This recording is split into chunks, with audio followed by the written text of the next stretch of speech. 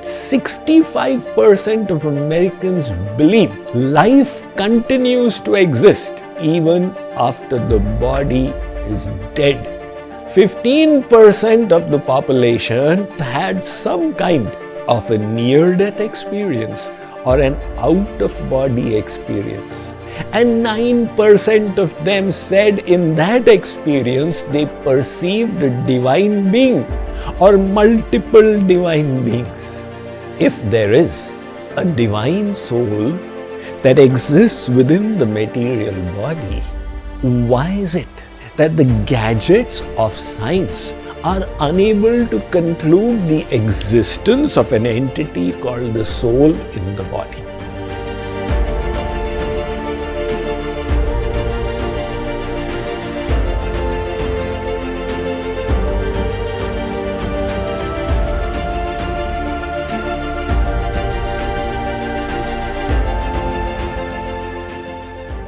If there is a divine soul that exists within the material body, we should be able to perceive it through scientific instruments.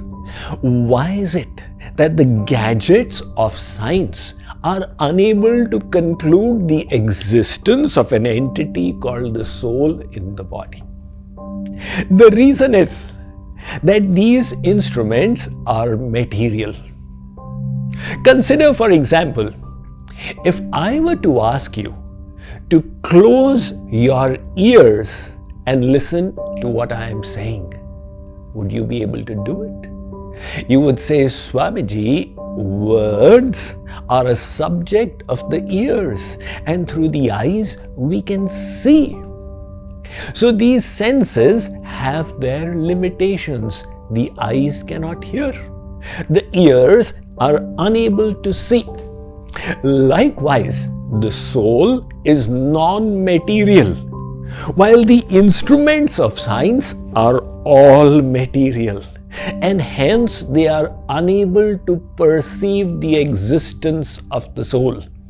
Nevertheless, even though science is still debating on its existence, studies have shown that the vast majority of humankind accepts the non-material. George Gallup Jr. published his findings of his survey of the American society in 1981 in his book Adventures in Immortality, where he stated that 65% of Americans believe life continues to exist even after the body is dead. Not only that, 15% of the population had themselves had some kind of a near-death experience or an out-of-body experience. And 9% of them said in that experience they perceived a divine being or multiple divine beings. However, even more spectacular was the statement of Dr. Brian Weiss, the famous author of the book Many Lives, Many Masters. Dr. Brian Weiss said that in the hospital where he was the chairman of psychiatry, in the cardiology ward was a woman who fainted unconscious due to a cardiac arrest. Now, in the cardiac arrest, the blood flow stops to the brain, so she went into a coma, and the staff was endeavoring to resuscitate her. In the meantime, her life force left the body and moved to the edge of the room. Present there, she was witnessing the goings-on. The resuscitation attempt was successful and her life force re-entered the body. A few days later, she related to the surgeon the goings-on in the operation theatre. The surgeon said, "Madam, you were hallucinating because your brain was not really working. but she related a particular episode. She said during the surgery, the surgeon's pen fell from his pocket and rolled over to the side where she was present. The surgeon admitted to the incident. Even more remarkable was the fact that in real life this lady had been blind since birth. There was no question of her witnessing what had happened. But in the state of coma, her life force had been able to see what was going on. And while the body was in that state of pain, she herself was free from that pain.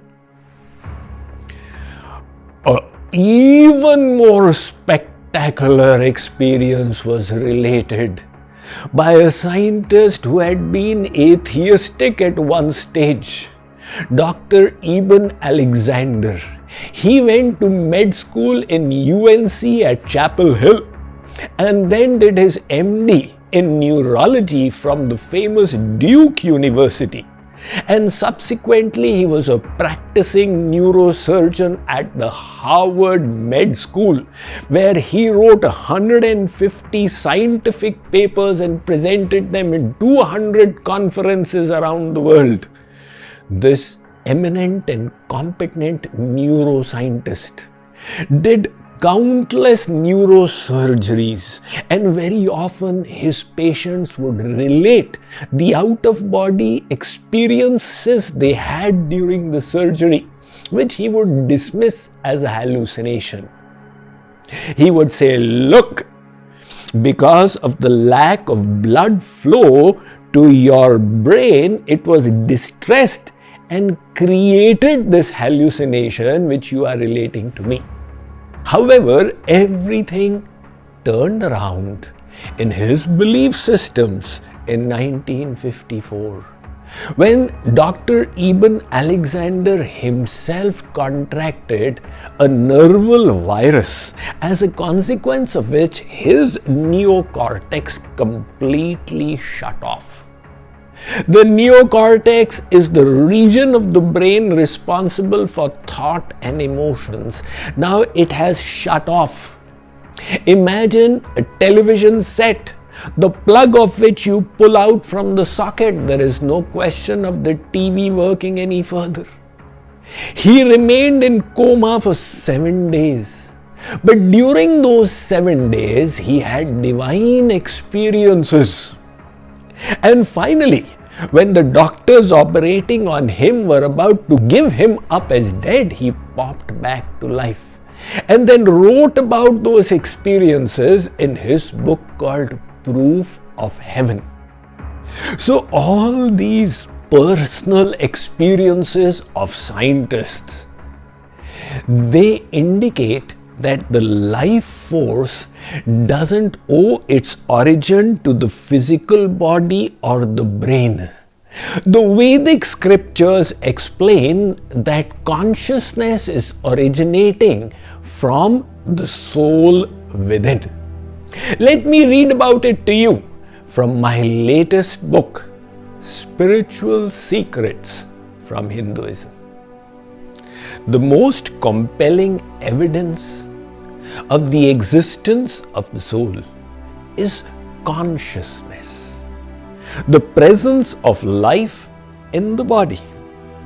All matter that constitutes our body is lifeless.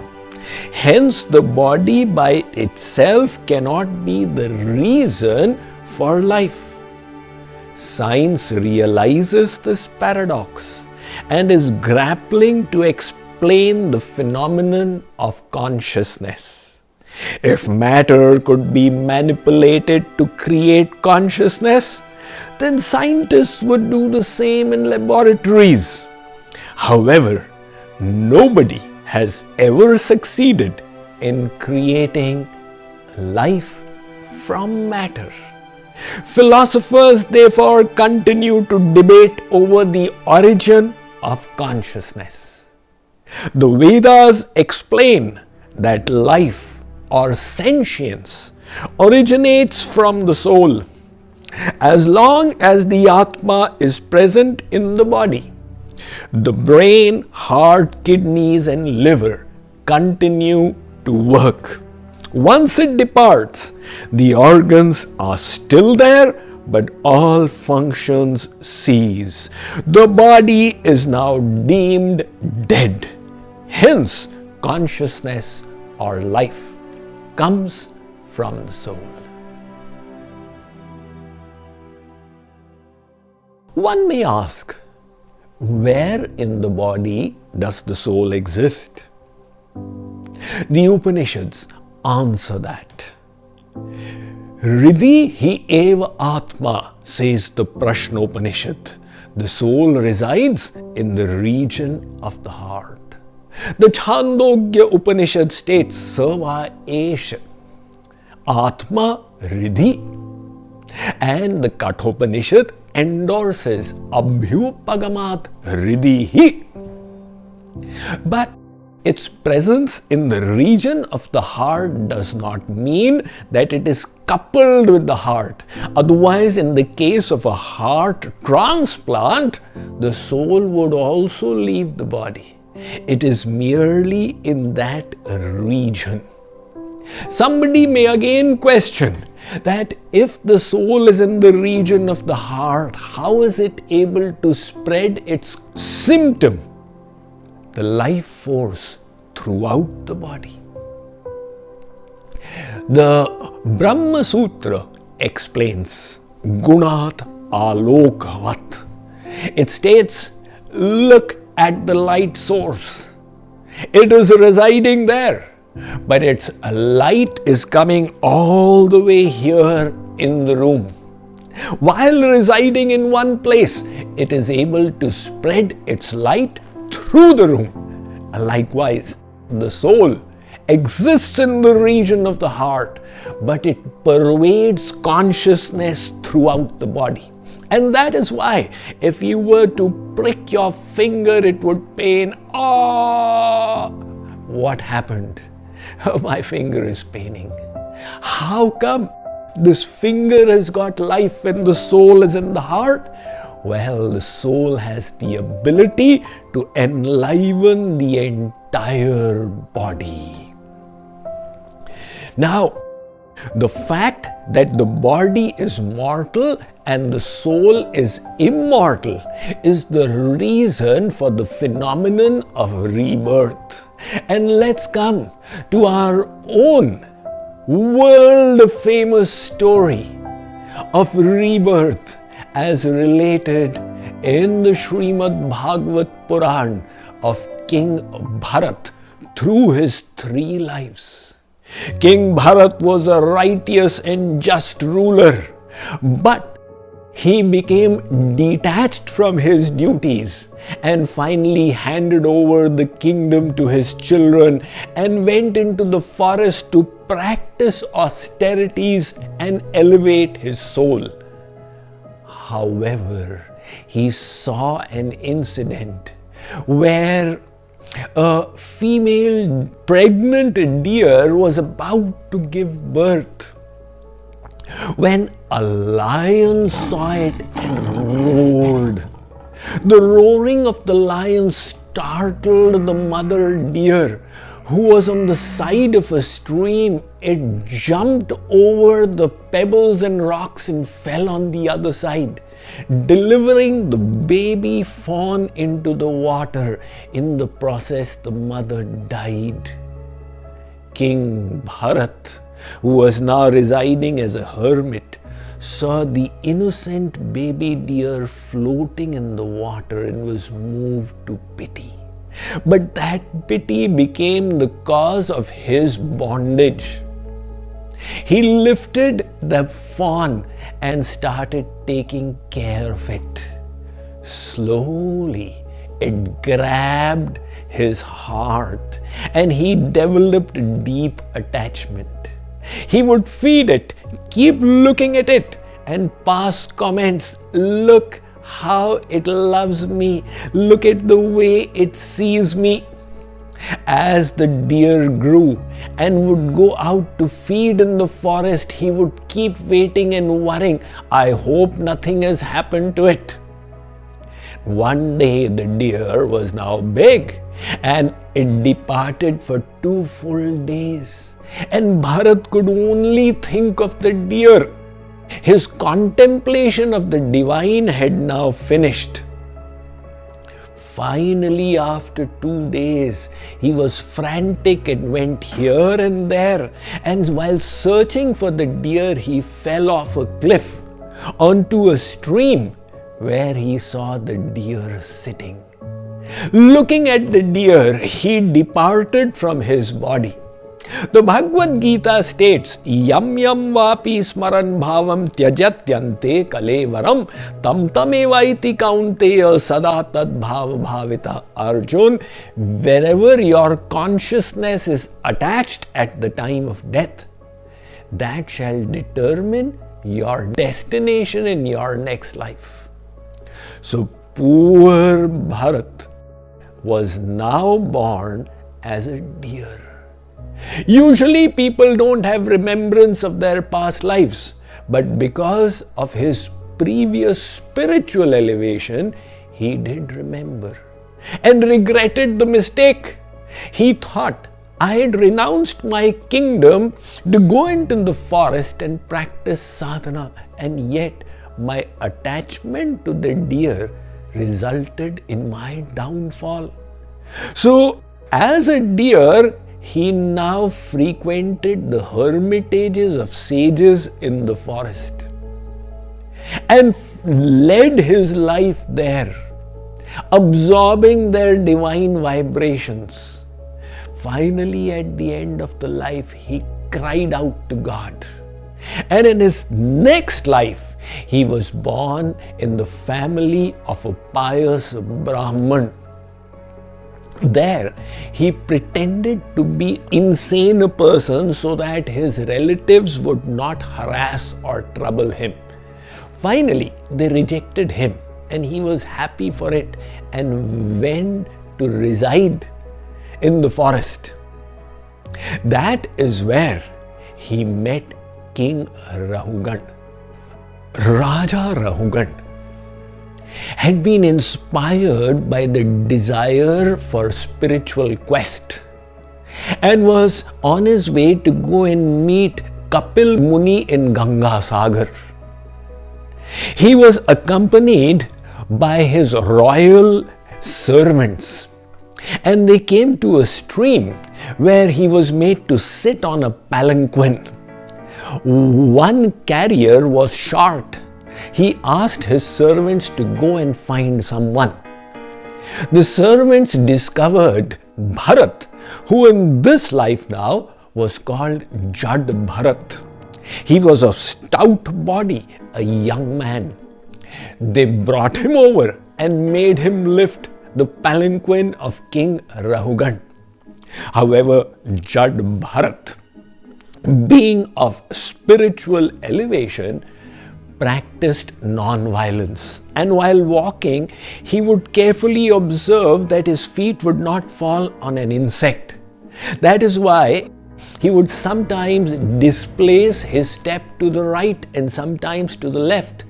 Consequently, the king's palanquin started rocking, which annoyed the regent, who said, "What is wrong with all of you? Why can't you lift it properly?"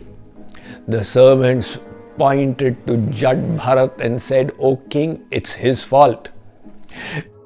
Rahugan looked at Jad Bharat and ridiculed this emaciated person. He doesn't have the strength to lift it. Now, Jad Bharat was neither lean nor emaciated, but he did not mind it because he did not look on himself as the body. When the problem became too much, Raja Rahugan then shouted out, "Stop!" And he spoke to Jad Bharat and said, "What is wrong with you? Why can you not lift the palanquin well?" At that time, Jad Bharat, out of compassion for Rahugan, spoke spiritual wisdom. He said, "O king, you said that I am lean, but you are referring to the body. I am not the body. And secondly, you have asked me why I cannot lift it properly. Well, that is not my dharma or not my duty. I am the divine soul. You are looking on me as the servant. However, the soul is on a journey of transmigration many lifetimes. In many times, you yourself have been the servant. Whom should we consider master and whom should we consider serf? If you still choose to look on me as the servant, I will willingly fulfill your instructions." Rahugan was taken aback by that statement, and he observed the tej, the glow on the face of Jat Bharat, and said, "O sage, who are you? I am not scared of anything in this world, but I am scared of offending the saintly people." Jat Bharat took the opportunity to enlighten Rahugan with divine wisdom. He explained Kshetra and Kshetragya, the difference between the field and the knower of the field. He explained that the knower of the field is the soul, while the field of activities is the body. The soul, transmigrating in the cycle of life and death, is bound to material consciousness by the mind. He gave the analogy of the wick of a candle which is not burning properly, thereby producing black smoke. On the other hand, you have a proper cotton wick in clarified butter which burns with minimal smoke. Likewise, when the mind is impure, the soul identifies with its material personality. If the mind can be purified, one will then be able to distinguish the pure self from this body and mind contraption. And for that, the mind should be purified by attaching it at the lotus feet of the Supreme Divine Personality. Rahugan felt illumined, enlightened, grateful. He offered his prostrate obeisance to the great sage Jat Bharat, and then did not continue to meet Kapil Muni, rather went to practice his own spiritual sadhana. Our scriptures are replete with the knowledge of the soul, which is the basis of consciousness in this body. We will continue in our endeavor to understand the self and its elevation towards the supreme goal in this series on spiritual secrets from Hinduism.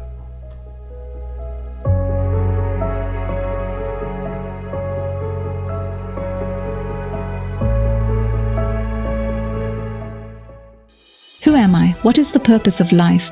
How can I connect with the divine? Find answers to these profound questions and many more with Swami Mukundananda's latest masterpiece, Spiritual Secrets from Hinduism. Join us on the Radha Krishna Bhakti app for an exclusive 30-day challenge that promises to transform your life one lecture at a time. Dive into the wisdom of Vedic knowledge through beautifully summarized lectures, where every takeaway unveils a path to greater understanding. Engage with interactive activities and test your grasp of spiritual concepts, an essential step towards your spiritual progress. Receive daily inspirational quotes from Swamiji himself and let his words guide you on this journey of self-discovery. Sign up for free and earn participation points with each step you take. Embark on your transformative journey today. Hurry! Register now and be a part of something truly divine. Only on the Radha Krishna Bhakti app, your spiritual companion.